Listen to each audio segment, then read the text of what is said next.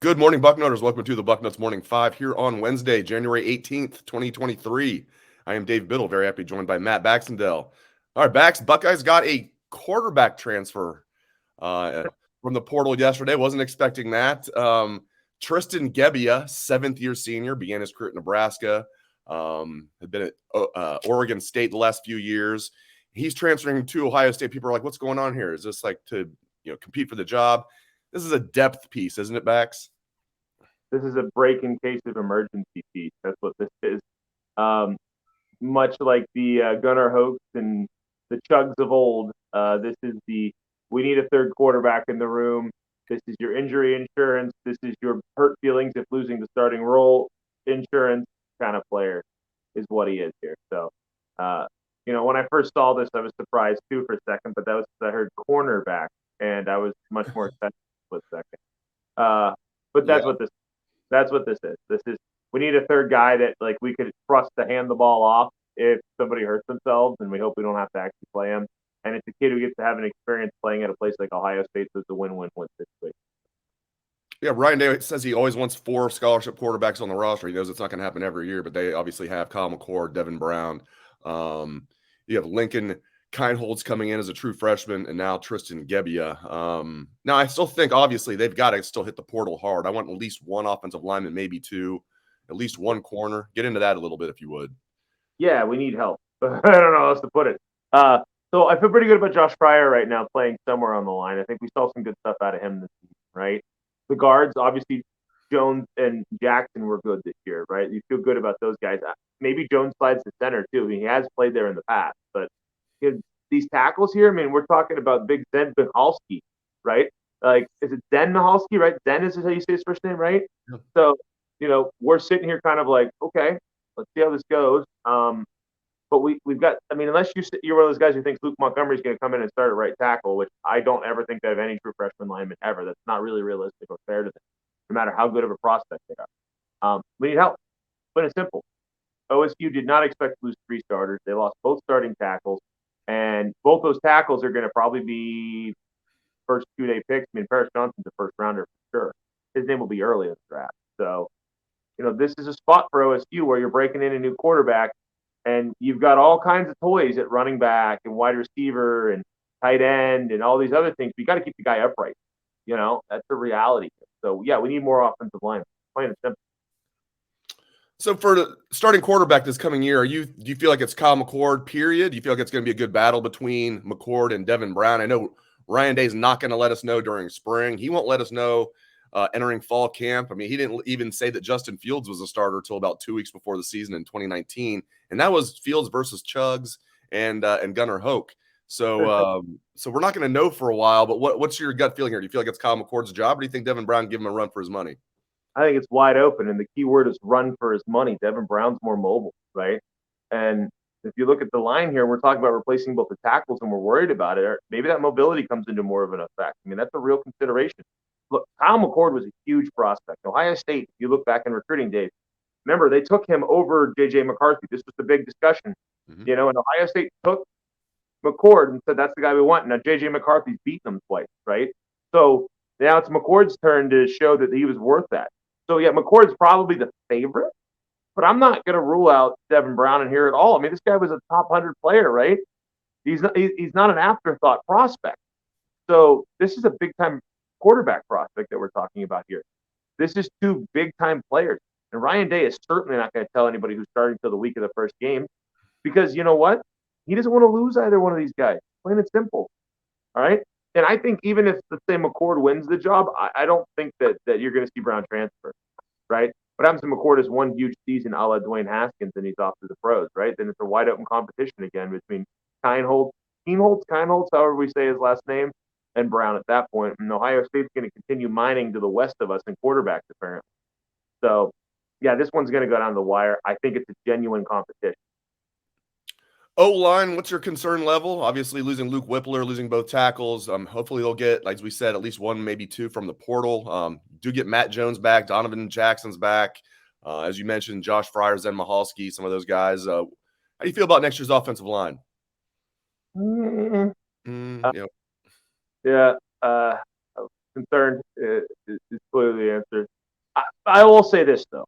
How many times have we gone into an offseason going, oh, hell, we just lost 2 tackles and another lineman, and we got to replace these guys, and they were so good. And then by the time the fall rolls around, we're like, we're not too bad, you know? So I'm concerned, right? Obviously, like, if we had to play a game tomorrow with the new roster, that's the spot you're looking at going, uh-oh.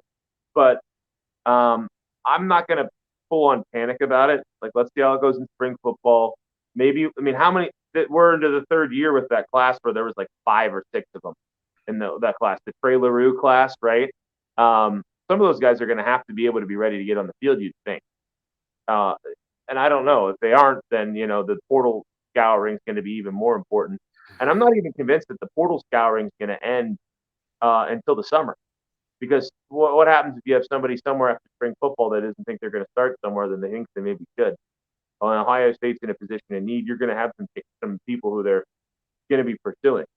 So O-line on a scale of 1 to 10, 10 being holy hell, we're in trouble, and 1 being like, we have Orlando Pace walking through the door, is probably about a 6 or 7.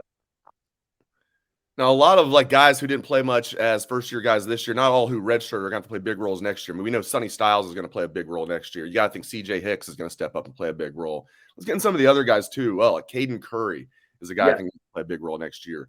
Tegris Shabola, if he's not a starter, will be a top backup next year. Maybe he'll be that 6th man if he's not a starter. Hero Canoe at D tackle, maybe Kenyatta Jackson at D end. They need some of those guys to step up, Bax. Yeah, Hero Canoe was a name that was right on the tip of my tongue. After Caden Curry, he's the next young lineman. I'm really looking forward to seeing on the field. I think Sonny Styles is the obvious one here. We already saw him. He was supposed to be a high school senior playing in the national semifinal game. Let's not forget this. Sonny Styles wasn't just a true freshman.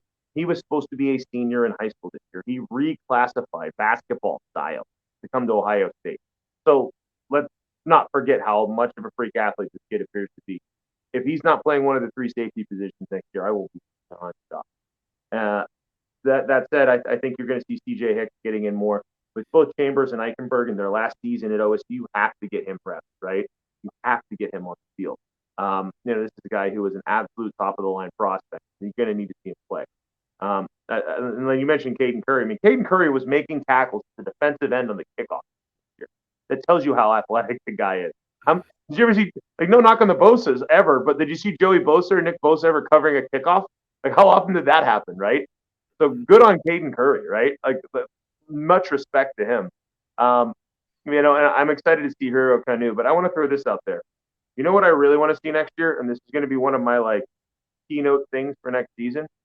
I want to see Jack Sawyer live up to the recruiting hype. Yep. That's the reality. The first 2 years for him have been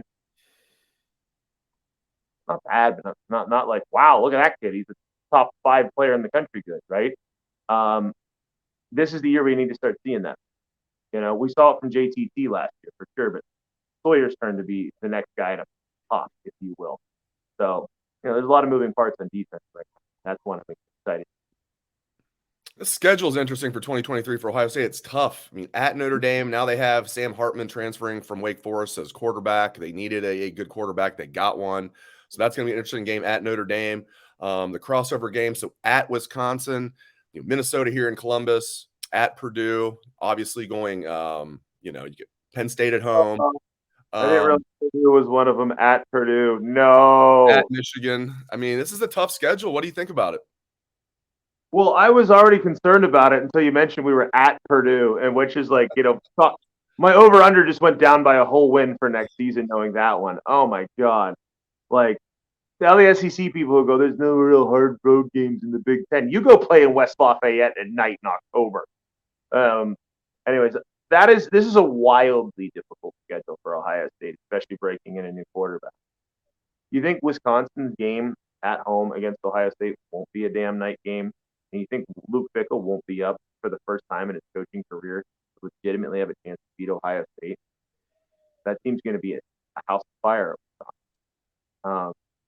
Purdue is obviously a terrifying place to go. Luckily, they have a new head coach, so maybe they won't be quite the offensive juggernaut they always turn into against OSU at Purdue.